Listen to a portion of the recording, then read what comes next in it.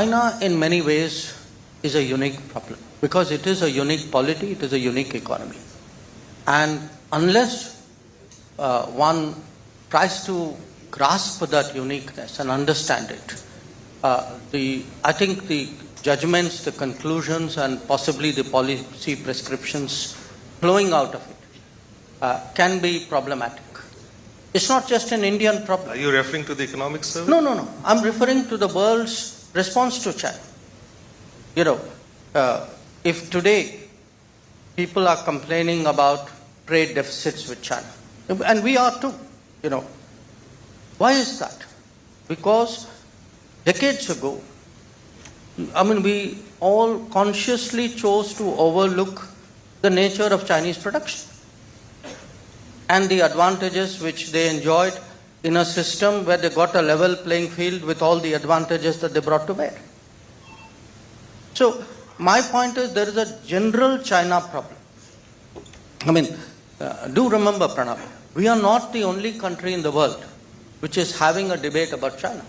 Go to Europe and ask them, what is today among your major economic or national security debates? It's about China. Look at the United States. It's obsessed with China, and rightly so in many ways.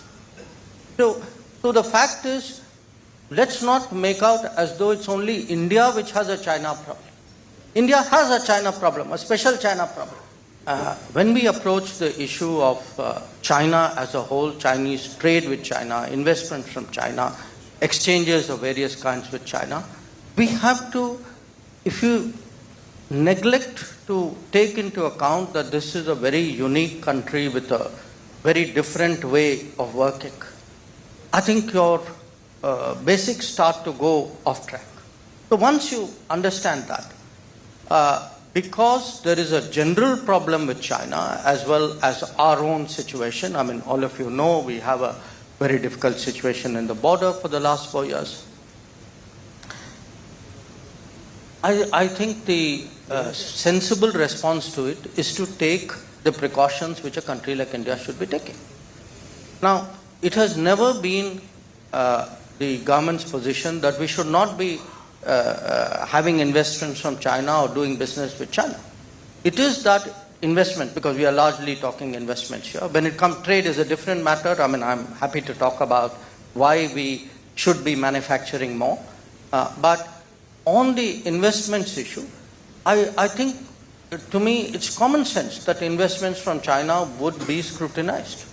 I think the border and the state of relations between India and China call for it, but I think even if countries who do not have a border with China are scrutinizing investments from China. Europe doesn't have a border, America doesn't have a border, but yet they're doing that. So the fact is, the issue is not do you have investment from China or not. It's not a yes or no answer. It is what should be the appropriate level of scrutiny, how should you handle it. And when you look at that, sometimes, when I read stuff, including in your newspaper, where people say, we should clearly identify this is national security. It doesn't work that way anymore. Because what is national security itself has expanded. Tell me, if we were completely reliant, let us say, on pharmaceuticals from China, does it not have national security implications? If your telecom is, based on Chinese technology, can you be impervious to it? So it's not like, there is a clear identification of this is a yes and that is a no.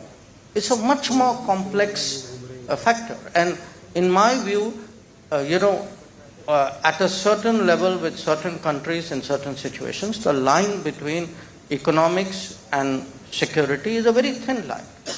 So I wouldn't, sharpen this and make it a kind of a yes or no, we should, be allowing them open door or we should close the door. It's nobody's case that either of those two options should be there.